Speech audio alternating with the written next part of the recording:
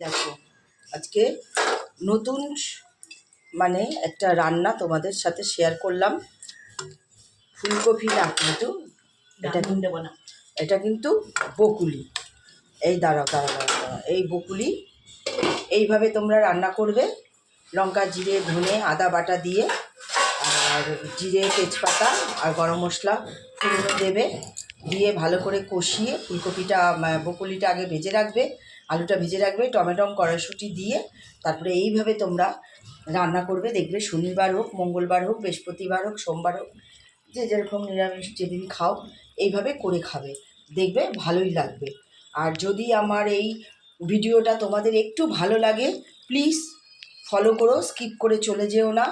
কারণ ফেসবুকে কিন্তু সবাই যদি আর্নিং করতে চাও তাহলে কিন্তু অবশ্যই এই ফেসবুক প্ল্যাটফর্মে কিন্তু তোমাকে হিংসা করলে চলবে না। সবাই সবার পাশে থেকে এগিয়ে যেতে হবে। কারণ কি বলো তো? কারণ হচ্ছে সামনে আসা তোমার যত রিল ভিডিও পোস্ট আছে, সব রিল ভিডিও পোস্টগুলো লাইক কমেন্ট ফলো করতে হবে।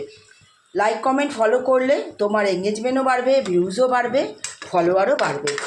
এইভাবে কিন্তু তোমার ফেসবুকে যে প্রোফাইল হোক, আইডিটা হোক, গ্রো করবে আর বাড়তে থাকবে। এইভাবে সবাই সবার পাশে থেকো। কেউ কারোর রিল ভিডিও দেখে হিংসা না করে ধাক্কা দিয়ে চলে যেও না। সবাই সবার পাশে থেকো। যে রিল ভিডিও ভালো না, ও রিল ভিডিও ভালো না, এগুলো কিন্তু একদম করবে না। ফেসবুক কিন্তু আমাদের এসব কথা একদমই বলেনি।